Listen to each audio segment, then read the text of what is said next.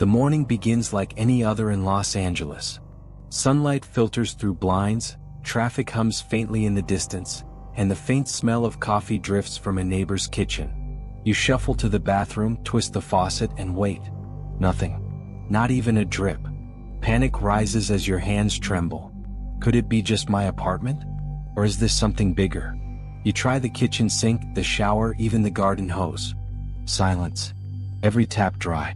Your phone vibrates relentlessly. Notifications flood in, red banners screaming, breaking news. California water systems have collapsed. Every reservoir empty. State of emergency declared. 39 million people all without water instantly. Your stomach drops. How can an entire state run dry overnight? Across California, the same horror unfolds. In Sacramento, a mother tries to mix formula for her baby, only to find empty bottles. In Fresno, a farmer runs to his irrigation pump. Dust, dry, useless. 20 years of orchards, gone in a heartbeat. Tourists in San Diego hotels are frantic, unable to bathe, drink, or flush toilets. How long before the city runs completely out of control? By 7, highways clog not just with commuters but with desperate families rushing towards supermarkets. Bottled water is scarce. At Costco, Emma Martinez, 27, grabs the last liter bottle, only for someone to snatch a case from her hands. Screaming erupts. The clerk freezes. Outside, sirens wail as police rush to control the chaos. What happens when a single bottle of water becomes more valuable than gold? Farmer Miguel Torres pumps his well. The machine shudders, then stops. Dust where water should be. His almond orchard, planted over decades, faces immediate death. His family's livelihood, generations of work, now hanging by a thread. Hospitals send urgent calls. Dialysis machines fail. Surgeries impossible. Firefighters rush to a small blaze in the Mission District, but hydrants empty. The fire spreads, how can anyone stop it? Social media explodes. Dry California trends worldwide. Videos of crying children, elderly collapsing under the sun, parents pleading for water. Emma watches a clip of a toddler crying in a supermarket aisle, clutching an empty bottle. Her own younger cousin is in that same situation. What will she do? By mid-morning, military bases, tech hubs, and hospitals scramble. Silicon Valley execs worry about cooling for data centers. Marines line up with empty canteens, unsure of reserves. In Los Angeles, a small child tugs at his mother's sleeve, asking why the sink doesn't work. She struggles to explain, tears welling in her eyes. How do you protect innocence when the world turns to dust overnight? By noon, California is paralyzed. Officials promise solutions but offer no answers. Streets are choked with desperate drivers. Lines at stores stretch for miles. Helicopters capture aerial footage. Freeways jammed, supermarkets empty, chaos spreading faster than firefighters can respond. Tomorrow will be worse. Who will survive the night? In hospitals, nurses struggle to keep patients hydrated. ICU patients cling to life as machines designed to pump and cool fluids fail. Doctors improvise with ice packs, buckets, and cloths. Each hour, the human body weakens and morale drops. How many lives will be lost before help arrives? By mid-afternoon, farmers across the Central Valley watch their crops die under the sun. Almonds, grapes, and citrus trees wither instantly. Livestock suffer as water tanks run empty. Miguel drives through his fields, seeing the devastation. Everything he worked for, everything his family relied upon, gone. In Los Angeles, Emma struggles to plan for survival. She notices neighbors forming small groups, sharing whatever water they have, rationing like soldiers in a siege. Fear mixes with unity. The news shows San Francisco facing similar lines, hospitals warning of dehydration crises, schools closed indefinitely. How long before society itself begins to unravel? By late afternoon, small fires ignite in abandoned lots as homeless populations search for scraps. Animals wander into cities seeking water, adding chaos to streets already jammed with panicked citizens. Store managers beg suppliers for help, but delivery trucks cannot get through the traffic. If basic life essentials cannot reach people, what will break first? Their patience or their lives? Evening descends and emergency shelters start filling. Families clutch their children, forming protective circles as temperature rises and stress grows. People share bottles but fear running out. Rumors of contaminated water sources spread, adding fear to an already desperate population. Emma watches from her apartment window as a neighbor collapses in the sun, and she realizes the nightmare is only beginning. How long before exhaustion and desperation claim more than just crops or taps? The sun sets on the first day of total water collapse. Los Angeles, San Francisco, San Diego, and the Central Valley all experience a terrifying reality. California, the lifeblood of America, is dry. People cling to hope, sharing stories, rationing and praying. But every tap, every drop, every plan for tomorrow now hangs by a thread. The first night will test the human spirit in ways no one expected. Tomorrow the real struggle begins, and no one knows if California can survive it. The second day dawns over California, but the sun brings no relief. Streets are eerily quiet compared to yesterday's frantic chaos, yet the tension is palpable. Emma Martinez wakes in her small apartment, counting the few liters of water she managed to secure yesterday. Every drop now feels priceless, every sip a decision. She opens her window, watching neighbors carry buckets from distant taps, their faces etched with fear. If the city cannot provide water, how long can humanity endure? Meanwhile, in the Central Valley, Miguel Torres surveys his orchards. The almond trees, once thriving under decades of careful cultivation, now droop in despair.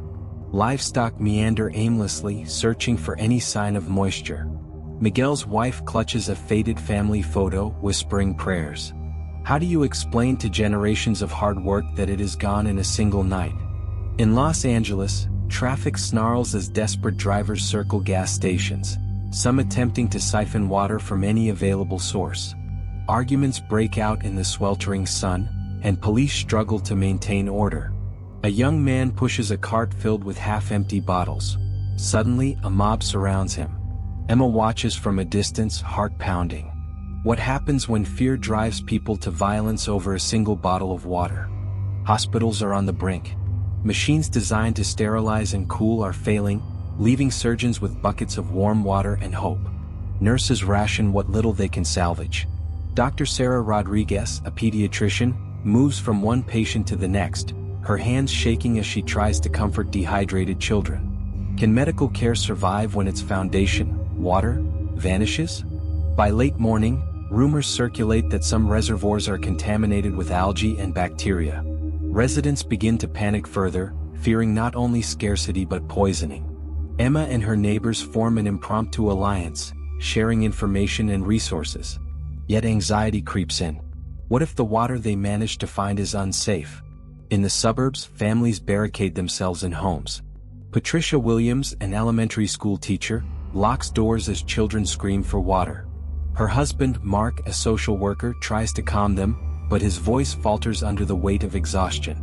How long before desperation fractures even the strongest households?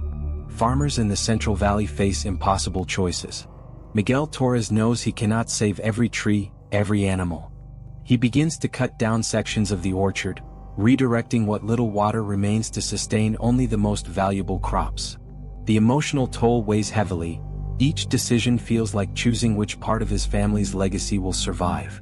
Can human logic prevail against nature's sudden wrath?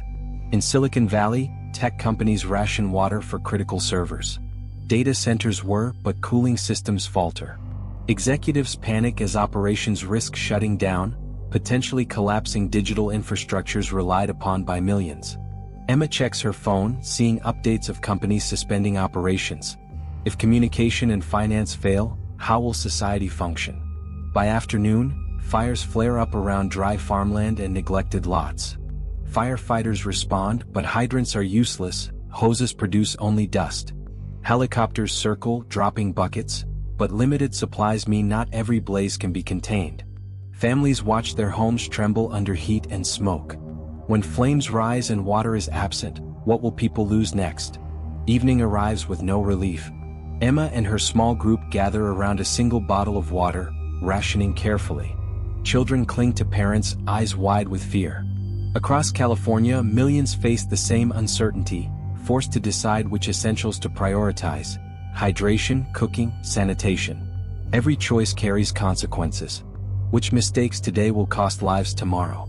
News networks struggle to report accurately as chaos spreads.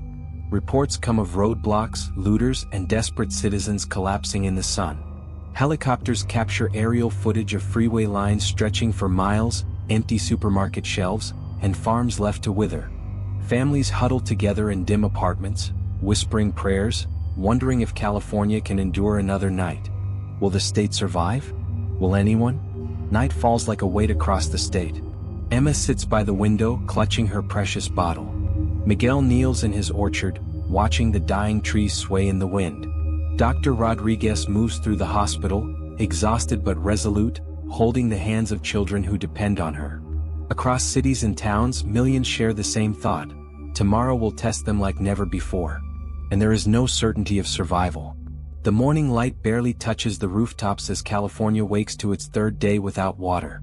Families across Los Angeles, San Francisco, and the Central Valley are already exhausted, eyes rimmed with fatigue, hands chapped and cracked from rationing. Emma Martinez sits at her kitchen table, a single-liter bottle before her, measuring out a sip that must last for hours.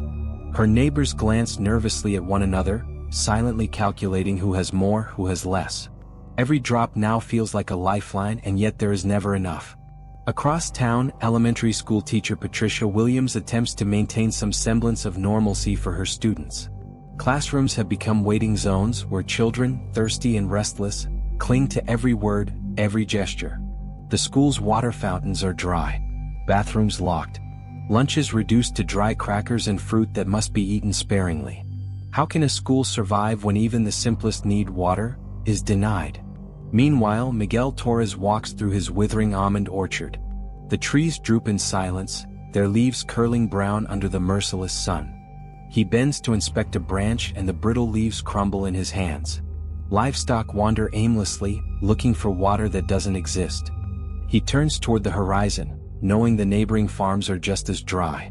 What will become of the communities built on these lands if the earth itself refuses to give life? In Los Angeles, Emma decides to venture toward the city center. Streets that were once bustling with traffic now appear chaotic. People wander aimlessly, carrying buckets, bottles, containers, some empty-handed, some clinging to what little they manage to hoard. A sudden commotion erupts near a corner store. A man collapses, dehydrated, while others fight over a half-empty crate of water. Emma freezes. Is survival worth losing humanity? Hospitals continue their struggle. Dr. Sarah Rodriguez moves from patient to patient, improvising with limited supplies. Dialysis machines have stopped functioning for hours. Pediatric wards ration ice and damp cloths to keep children hydrated. Nurses take shifts sleeping only minutes at a time. Each corridor echoes with desperation, a constant reminder that death is creeping closer. How many lives will be claimed before a single drop reaches the right hands? By mid-morning, word spreads of water trucks stranded on highways due to traffic jams and stolen shipments. Social media erupts with images of long lines, exhausted citizens, and heated arguments. Emma spots one of these trucks, overturned, bottles rolling into the dirt. People scramble to grab anything salvageable. If supplies cannot reach the people, how will society endure? In the suburbs, Patricia's family sits together, rationing. Her children complain, but she forces them to understand the gravity. Mark, her husband, patrols the block to maintain order among neighbors who are beginning to panic. A group of teenagers attempts to break into a water depot nearby. Patricia watches, paralyzed with fear. What happens when desperation overtakes reason?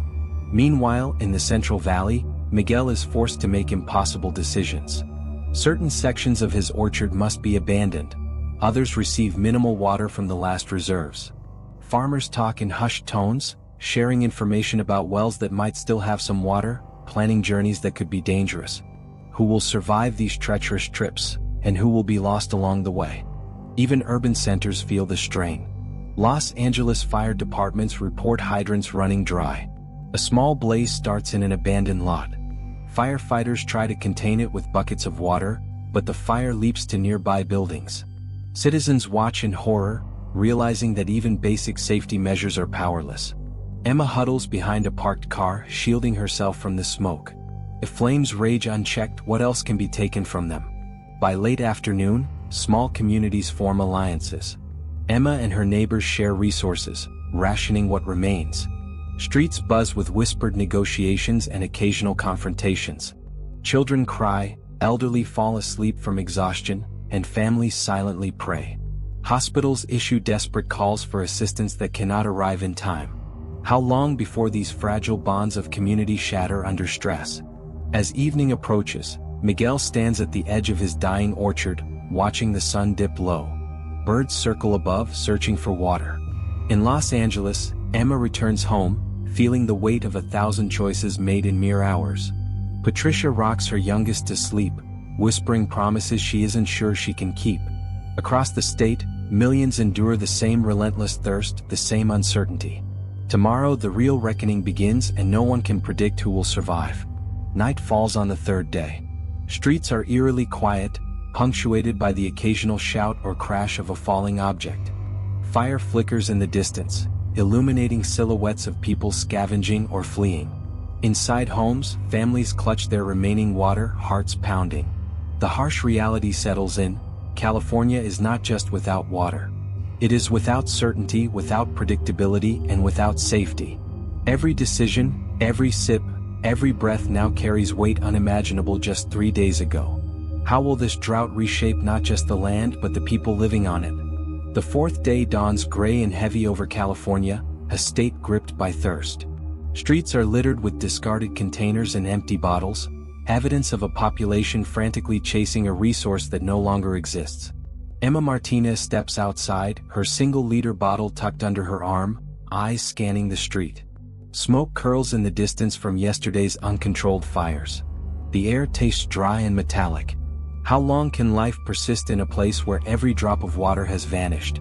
At the local supermarket, chaos reigns. Shelves that once overflowed with goods are now bare, save for a few dusty cans and bottles. People push and shove, some crying, others screaming over the last few bottles. An elderly man collapses onto the linoleum floor, clutching his chest and a small bottle. Panic spreads like wildfire. Who will survive this madness? And who will not? Across Los Angeles, fire alarms ring. Fires flare along abandoned lots and dried vegetation. Firefighters arrive only to discover empty hydrants. Hoses produce dust.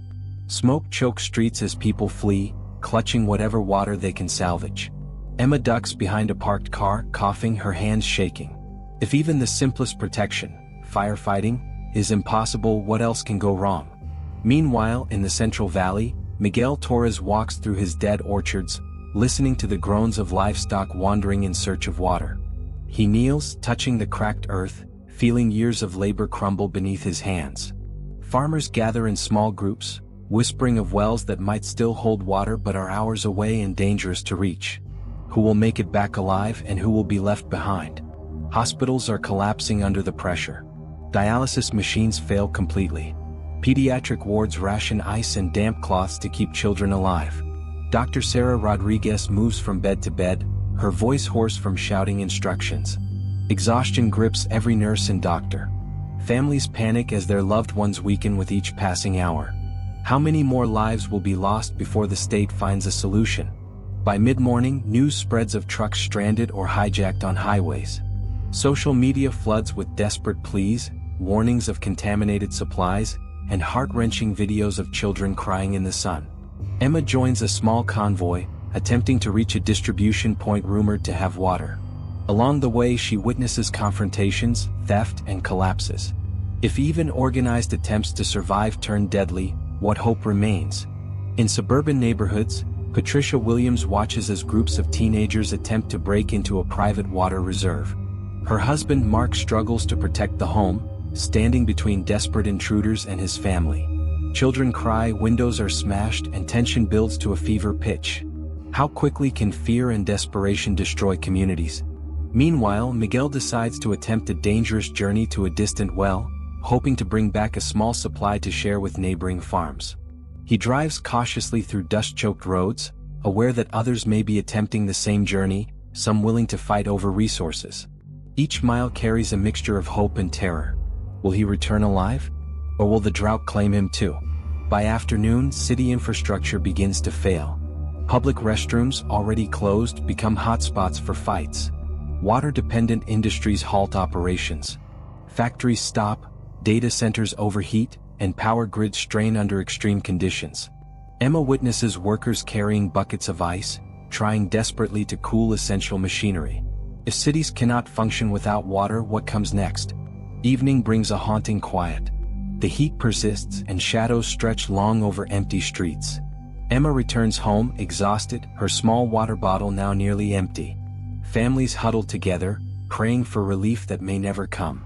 Hospitals brace for night, knowing that dehydration deaths will rise while staff struggle to provide care.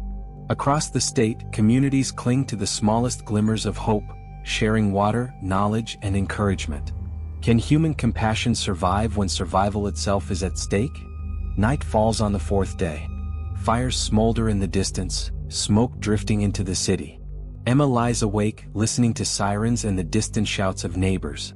Miguel drives cautiously, hoping to return with water. Patricia prays silently for her children, for her neighbors, for a state in collapse. The first nights were a warning. This one is a test of endurance, of morality, and of the human spirit. Tomorrow will push them all closer to the edge than they have ever been before. The fifth day dawns with an unforgiving sun blazing over the cracked streets of Los Angeles. The heat presses down like a physical weight, and the air tastes metallic and dry. Emma Martinez wakes in her tiny apartment, dehydrated and exhausted. Her last liter of water rests on the counter, already rationed for the day. Every sip must be measured. Every decision feels like a life or death choice. She splashes a few precious drops on her face, but they evaporate almost immediately. Across the city, millions endure the same relentless thirst. How long can human bodies survive when even the basics of life are denied? Hospitals are collapsing under the pressure. Dr. Sarah Rodriguez rounds on her pediatric patients, all showing severe dehydration. Nurses use ice, damp cloths, and rationed IVs to keep children alive. Dialysis machines remain offline. Families look on in horror as their loved ones weaken hour by hour. Each hallway echoes with the frantic shouts of exhausted staff, the cries of patients, and the steady hum of machines that no longer function as they should. Every hour without water is another test of survival. In the Central Valley, Miguel Torres drives along cracked roads toward a distant well rumored to still hold water. Dust swirls around him, vehicles jam the road, and desperation is palpable in every face he passes. Arguments flare. Some travelers threaten each other with weapons over scarce water. Miguel grips the wheel, heart hammering. Will he reach the well safely? Or will desperation claim another victim along the way? Suburban Los Angeles is teetering on the edge. Patricia Williams struggles to maintain order in her neighborhood as alliances between families begin to fray. Teenagers attempt theft. Arguments erupt over the last few bottles. Mark steps outside to mediate a confrontation, only to see tempers boil over. Glass shatters, children scream, and adults fight, each act of aggression fueled by the gnawing thirst and fear. How quickly can fear turn neighbors into strangers and strangers into enemies? Supermarkets are empty. Emma ventures out following rumors of shipments but finds shelves looted, crates overturned, and desperate people fighting over the last remaining bottles. A man collapses, clutching an empty bottle. Another lunges for Emma's supply. She flees, her heart pounding, realizing that the fight for survival demands constant vigilance.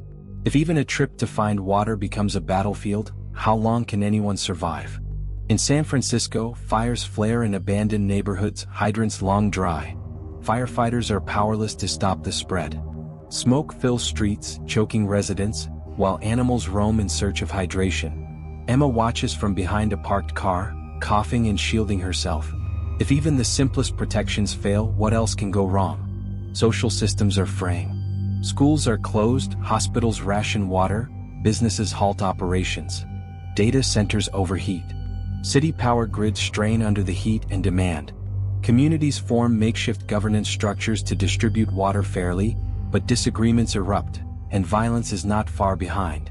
Emma witnesses one such impromptu water distribution camp, where a small committee tries to ration supplies. Even here, tensions flare over prioritization, age, and perceived need. How long before social cohesion fractures completely? Miguel finally reaches the distant well after hours of driving under the scorching sun. The line of vehicles stretches for miles, tempers short, people shouting and pushing. He manages to secure a small amount of water, but the journey back promises danger. Every mile carries risk, roadblocks, desperate travelers, and the possibility of being robbed or injured. Will he survive the return trip, and will the water reach those who need it most? Hospitals face worsening crises. Pediatric wards ration ice and cloths. Parents sit helplessly while children grow weaker. Dr. Rodriguez improvises with buckets, constantly recalculating which patients to prioritize. Families must make impossible choices. Who receives hydration, who might not survive the night? Each passing moment is heavy with uncertainty. How many lives will be claimed before aid can arrive?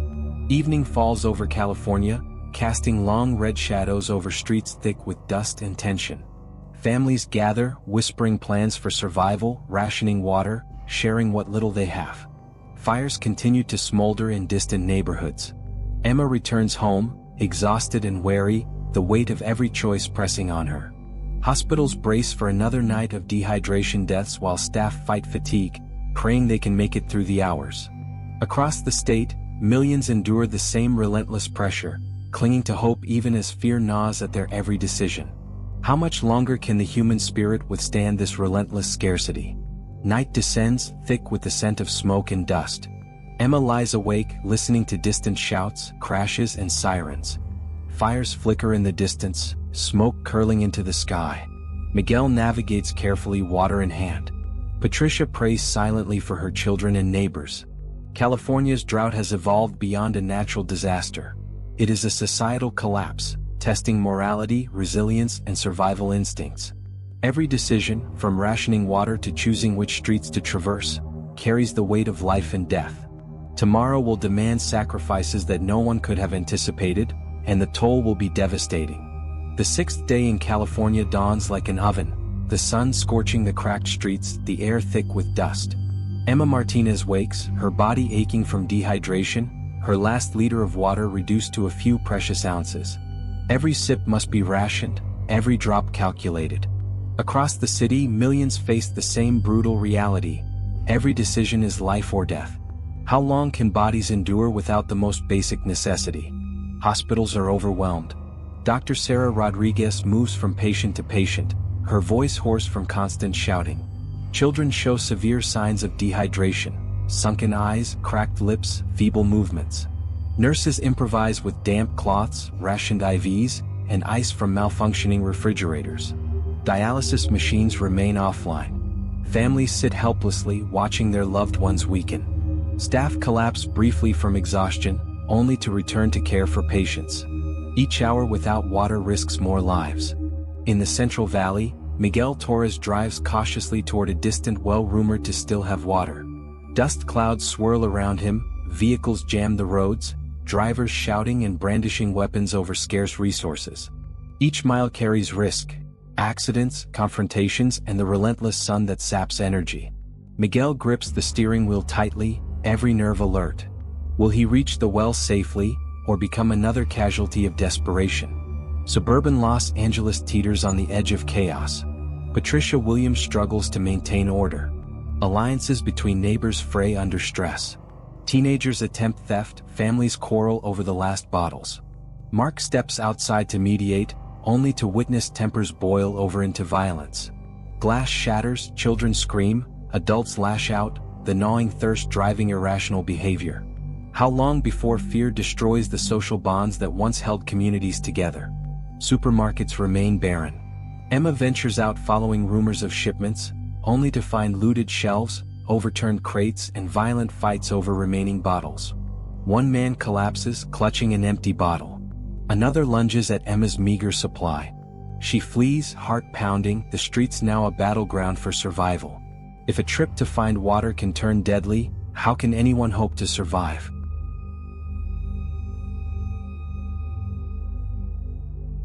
In San Francisco, fires flare in abandoned neighborhoods, hydrants dry, firefighters powerless. Smoke fills streets, choking residents, while animals roam in search of water. Emma crouches behind a parked car, coughing violently. If basic protections fail, what else will be lost? Social systems fray further. Schools remain closed, hospitals ration water, businesses halt operations. Data centers overheat, power grids strain, communication lines fail. Communities attempt makeshift governance to distribute water fairly, but arguments erupt over prioritization. Emma observes a small committee rationing supplies, yet tempers flare over who deserves water first: elderly, children, or the sick. How long before society collapses under pressure? Miguel reaches the distant well after hours in the blazing sun. The line of vehicles stretches for miles, tempers short, shoves and threats rampant. He secures several containers of water, but the return journey promises danger. Every mile is fraught with risk: stolen water, overturned trucks, accidents, or violence. Will he survive the journey back, and will the water reach those depending on him? Urban infrastructure begins to fail. Hospitals run on rationed water, pediatric wards improvise, data centers overheat, and electricity falters. Public transportation halts as streets fill with abandoned vehicles. Bridges crack under the prolonged heat. Emma witnesses one bridge collapse, forcing people to find dangerous alternative routes. If cities cannot function, what happens to the millions trapped inside? By midday, California's landscape is a treacherous maze. Fires flare uncontrollably, roads crack, dust storms limit visibility. Emma navigates carefully, witnessing devastation. Abandoned homes, desperate families, people scavenging for water. A woman collapses, a child screaming beside her. Emma rushes to help but is pulled back by a group claiming her small supply. How much humanity can survive when survival itself becomes a battlefield? Miguel slowly makes his way back with precious water. He avoids confrontation but sees devastation along the roads. Overturned trucks, injured travelers, burned farms, abandoned livestock. Each mile is a calculation between risk and reward. Will he make it back alive, and will the water reach the people who need it most? Evening casts a reddish haze over cities. Emma returns home exhausted, water nearly gone. Patricia and Mark ration their remaining supplies, whispering reassurances to children. Hospitals brace for night, knowing dehydration deaths will rise while staff fight exhaustion. Fires continue to smolder. Families clutch containers, listening to distant shouts, fearing looters and worse. Tomorrow the drought will demand even greater sacrifices. Night falls, heavy with the scent of smoke and dust. Emma lies awake, listening to distant chaos, shouts, sirens and crackling fires. Miguel navigates carefully, water in hand, hoping the communities awaiting him will survive. Patricia prays silently for her children and neighbors. California is no longer just facing a drought, it is experiencing societal collapse. Every choice, rationing water, choosing which streets to traverse, deciding whom to trust, carries the weight of life and death. The next day will test morality, resilience, and the very essence of humanity itself. The seventh day in California begins under a relentless sun that turns streets, fields, and cities into a furnace. Emma Martinez wakes in her apartment, her body weak from dehydration, the last water container nearly empty. Every decision is critical: how to ration, where to move, whom to trust. The heat presses down like an invisible hand, and every inhale carries the metallic tang of dust and smoke. Across the state, millions wake to the same fear: there is no water and survival has become a battle. How long can humanity endure when its most basic need disappears overnight? In Los Angeles, hospitals reach a breaking point. Dr. Sarah Rodriguez moves from bed to bed, her voice raw from constant shouting. Children show extreme signs of dehydration: sunken eyes, dry lips, lethargic movements. Nurses improvise with damp cloths, rationed IVs, and melting ice. Dialysis machines remain offline. Families watch in horror as their loved ones weaken. Staff collapse briefly, only to return to care for more patients. Each hour without water risks countless lives, yet there is no relief in sight. Outside the city, suburban neighborhoods fracture under pressure. Patricia Williams fights to maintain order as families quarrel over the last few bottles. Teenagers attempt theft, neighbors accuse one another, tempers flare. Mark steps outside to mediate, witnessing violence erupt over a single liter of water. Children scream and adults lash out, desperation overriding reason. How long can community bonds survive when fear dominates survival instincts? In the Central Valley, Miguel Torres drives cautiously toward a distant well rumored to still hold water. Dust swirls around him, vehicles pack the roads. Drivers shout and brandish weapons over access to the same scarce resource. Miguel grips the steering wheel, every nerve alert. Each mile carries immense risk: accidents, confrontations, even death. Will he reach the well safely, or become another casualty of desperation?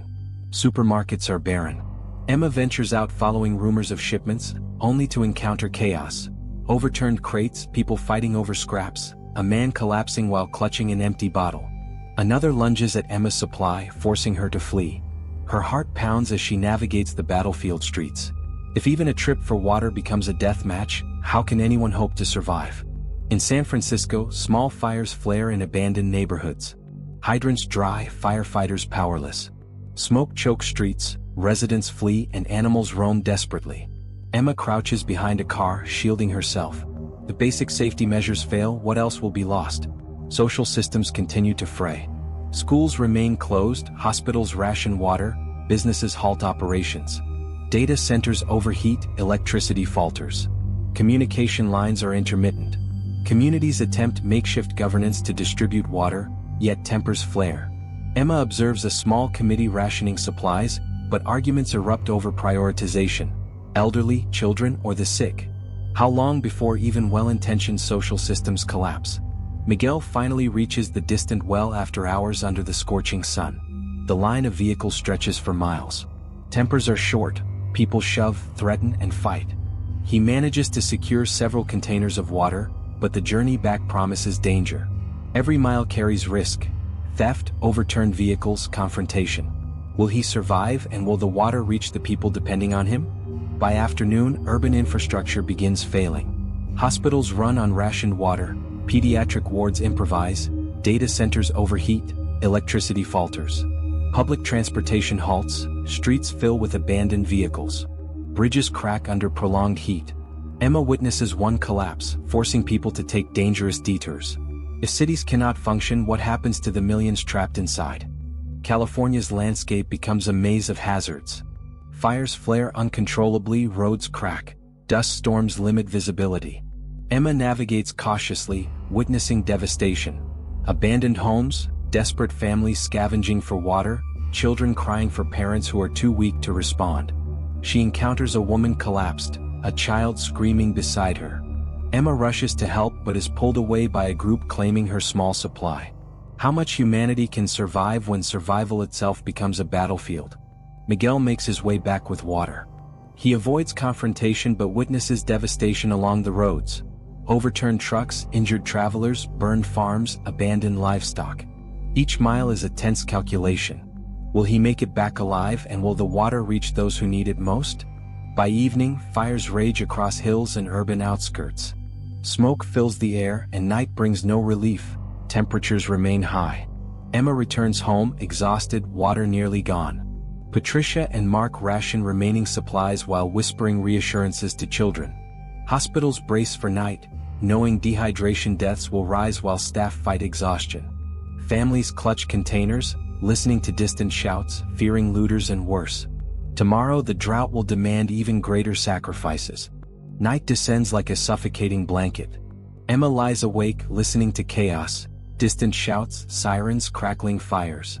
Miguel navigates carefully, water in hand, hoping communities awaiting him will survive.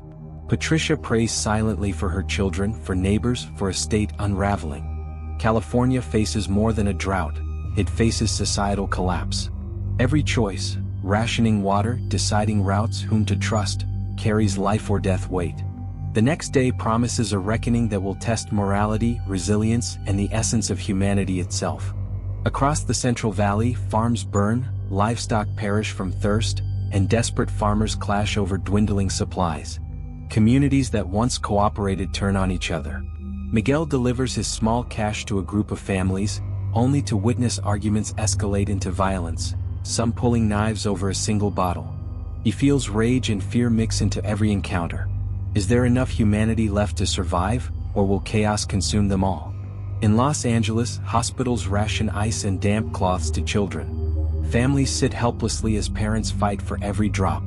Dr. Rodriguez improvises constantly, her voice cracking as she shouts instructions to exhausted staff. Calls for help flood emergency lines. Response is impossible. Emma passes a collapsed woman in an alley, her child screaming beside her. She tries to help, only to be confronted by another desperate person claiming her small water supply. Each human interaction is a gamble, a potential threat, and a reminder of the cost of scarcity. By midnight, smoke and dust hang thick over California. Streets are eerily quiet yet dangerous. Fires flicker in distant hills, and the distant cries of those desperate for water pierce the night. Emma, Patricia, and Miguel each grapple with exhaustion, hunger, and the relentless heat. Each decision they make carries consequences for themselves and others. Humanity is being tested in ways no one imagined, and tomorrow promises even greater challenges. The 8th day begins with an oppressive heat that seems unrelenting, as if the sun itself has declared war on California. Streets shimmer in waves of heat, dust and smoke swirl through neighborhoods, and the air tastes dry and metallic. Emma Martinez wakes, her last water container down to a few precious ounces. Her body aches, her throat burns. Across the state, millions face the same grim reality. Survival has become a calculation of every step, every breath, every drop. How much longer can people endure this relentless torment? Hospitals are pushed past their limits. Dr. Sarah Rodriguez moves from patient to patient, shouting instructions to exhausted nurses. Children show extreme dehydration, sunken eyes, cracked lips, lethargy. Nurses improvise with damp cloths, melting ice, and rationed IVs. Dialysis machines remain offline. Parents watch helplessly as their children weaken, some collapsing in their arms. Staff collapse for moments of rest, only to return immediately to care for more patients. Every minute without water could be fatal. In Los Angeles, suburban neighborhoods have descended into chaos. Patricia Williams fights to maintain order. Alliances between families have fractured. Teenagers attempt theft, neighbors argue violently over the last few bottles. Mark steps outside to intervene, only to witness tempers boil over into physical confrontations. Children scream as adults lash out under desperation and fear. How long before social bonds break completely under this relentless scarcity? Supermarkets are empty. Emma ventures out, following rumors of shipments. Chaos reigns. Overturned crates, people fighting violently over scraps. One man collapsing with an empty bottle, another lunging at Emma's supply. She flees, heart hammering, streets now a battlefield. If a trip to find water becomes a death match, what hope remains?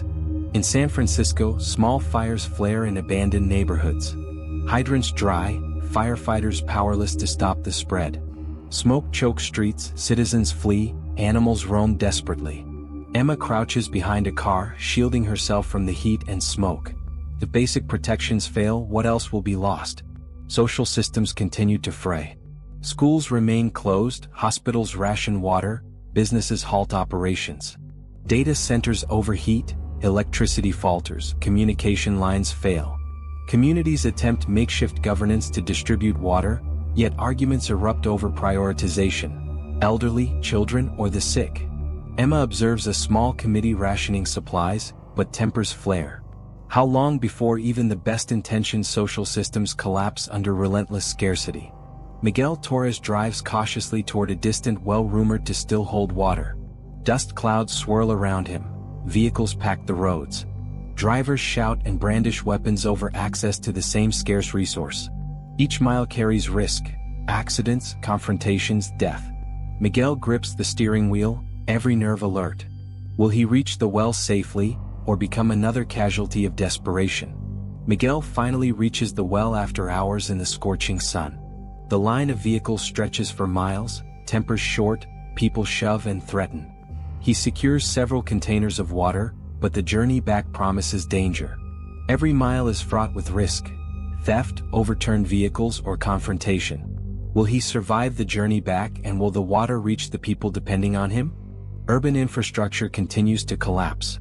Hospitals run on rationed water, pediatric wards improvise, data centers overheat, electricity falters. Public transportation halts, streets fill with abandoned vehicles. Bridges crack under prolonged heat. Emma witnesses one collapse, forcing dangerous detours.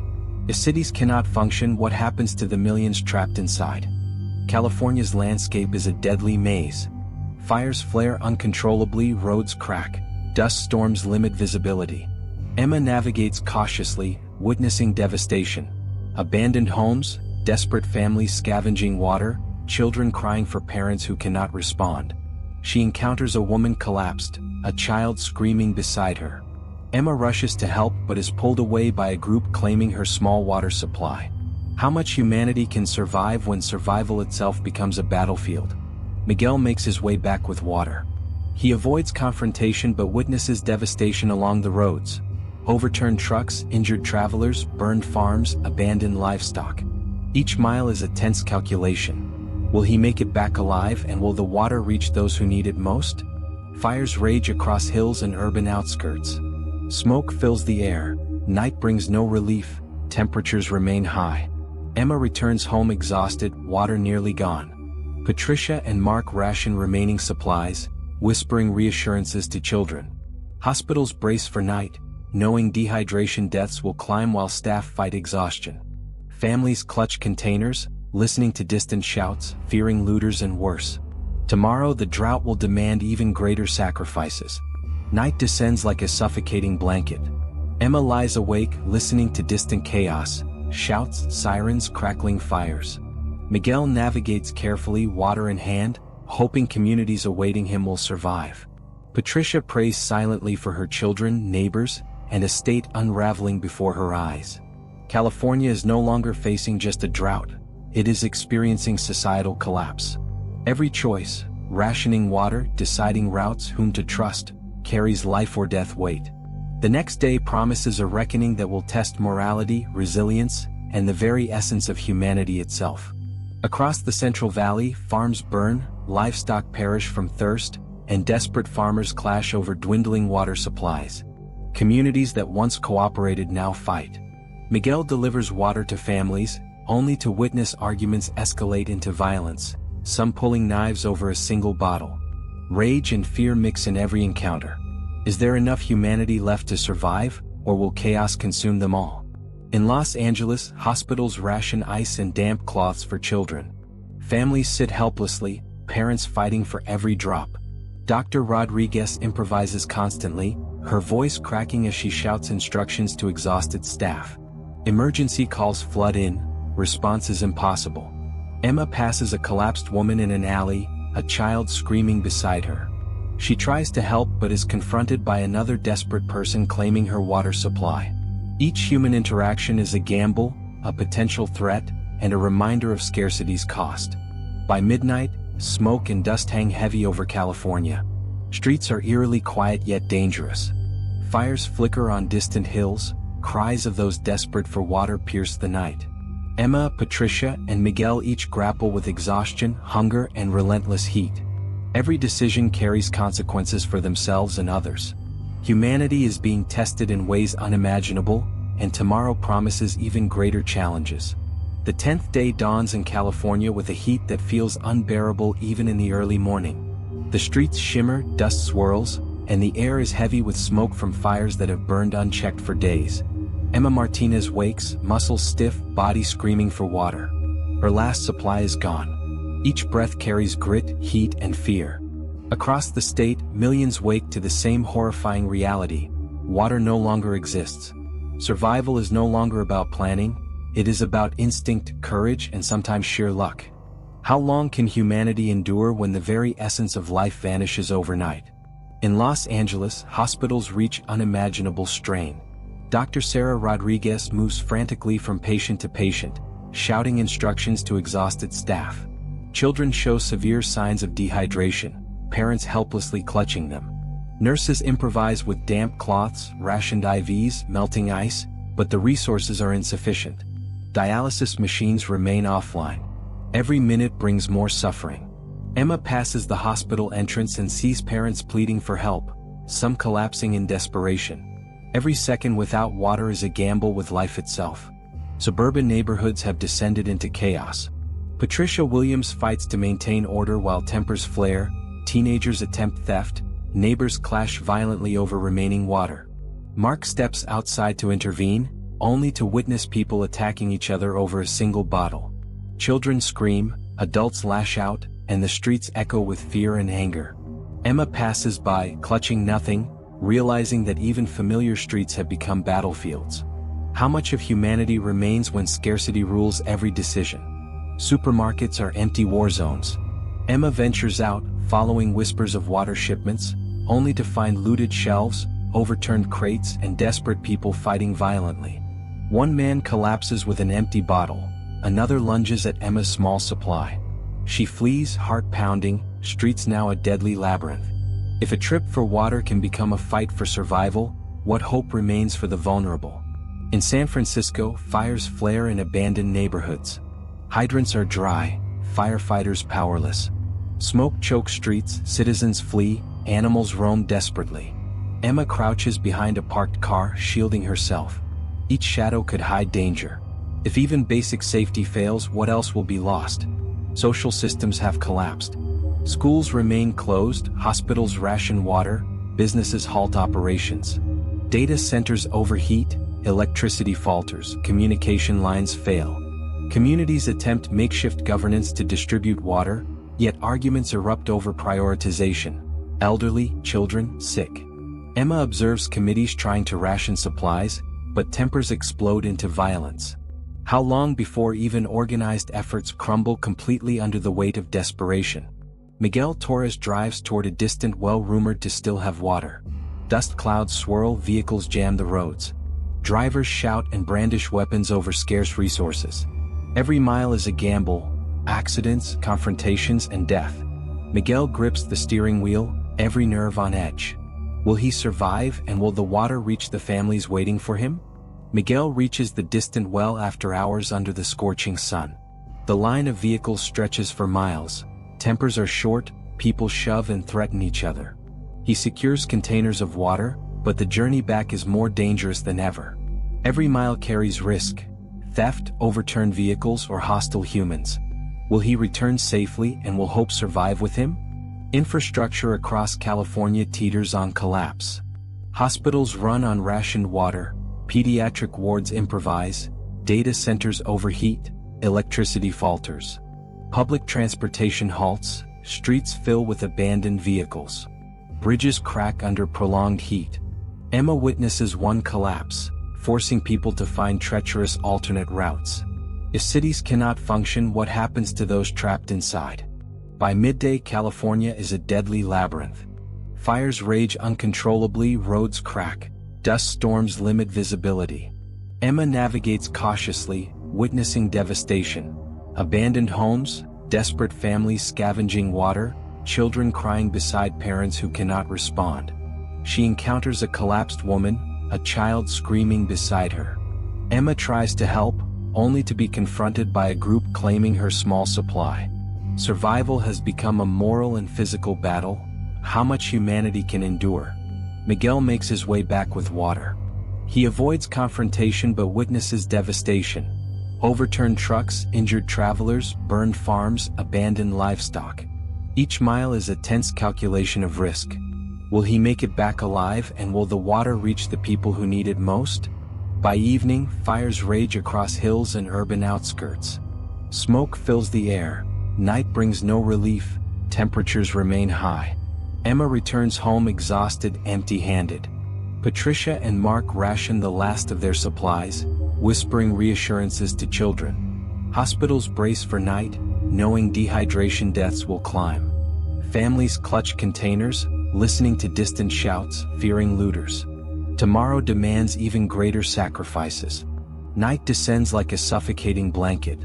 Emma lies awake, listening to chaos, distant shouts, sirens, crackling fires. Miguel navigates carefully, water in hand, hoping the communities awaiting him survive. Patricia prays silently for her children, neighbors, and estate unraveling. California is no longer facing a drought, it is experiencing total societal collapse. Every choice carries life or death consequences. Tomorrow promises a reckoning that will test morality, resilience, and the essence of humanity itself. In the Central Valley, farms burn, livestock perish from thirst, desperate farmers clash over dwindling water. Communities that once cooperated fight. Miguel delivers his small cash to families, witnessing arguments escalate into violence, some pulling knives over a single bottle. Rage and fear mix with desperation. Is there enough humanity left, or will chaos consume everyone? In Los Angeles, hospitals ration ice and damp cloths. Families fight for every drop. Dr. Rodriguez improvises, voice cracking. Emergency calls flood in, response is impossible. Emma passes a collapsed woman in an alley, child screaming beside her. She tries to help, confronted by another claiming her water supply. Every interaction is a test of survival and morality. By midnight, smoke and dust hang heavy. Streets are quiet yet dangerous. Fires flicker, cries of the desperate pierce the night. Emma, Patricia, and Miguel grapple with exhaustion, hunger, and relentless heat. Every decision carries consequences. Humanity is being tested to its limits. But amid chaos, glimmers of resilience appear. Communities that survived previous days band together. Neighbors share what little water they have. Miguel's careful distribution prevents violence, saving several families. Emma, despite exhaustion, assists those too weak to move, discovering strength she didn't know she had. Patricia organizes neighbors to protect the children and elderly. Even in despair, hope survives in acts of humanity. Dawn breaks, the final day of the crisis. Fires smolder, but some neighborhoods remain intact. Water from distant wells begins reaching pockets of survivors. Emergency services, backed by federal aid arriving belatedly, restore some order. Emma stands atop a small hill, looking at her community, charred but alive. Miguel arrives, exhausted, with water supplies that sustain several families. Patricia and Mark embrace their children, tears of relief streaming down their faces. Against all odds, survival continues. The sun climbs higher, but the relentless heat no longer feels entirely hopeless. California has endured a catastrophe unlike any in modern history. Societal bonds were tested, humanity was pushed to its limits, but acts of courage, compassion, and solidarity remind survivors of what it means to endure. Even in total devastation, human resilience shines brighter than fire or fear. By evening, emergency systems stabilize. Communities band together to rebuild, ration resources more effectively, and protect the vulnerable. Emma, Miguel, Patricia, and Mark find themselves part of a new network of survivors, bound by the shared ordeal. Though losses are profound, lives, homes, and a sense of normalcy, the human spirit endures. The crisis forged stronger bonds, and hope begins to grow from the ashes. The final night descends quietly. Emma sits with her community, children asleep, adults sharing stories of survival. Miguel tends to the water supplies, making sure every drop counts. Patricia comforts families, recounting lessons learned. Dr. Rodriguez finally rests after days of relentless work, exhausted but fulfilled. California, though scarred, has survived. Humanity endured not because the crisis ended, but because people chose compassion, courage, and connection above despair. And as the moon rises over the parched but surviving land, a single truth becomes undeniable. No matter the catastrophe, when faced with the impossible, humanity can endure, adapt, and rise stronger. The water may have vanished, but the spirit of California, its resilience, empathy, and hope, remains unbroken. In the end, survival was never just about water. It was about the hearts, minds, and courage of the people who refused to give up.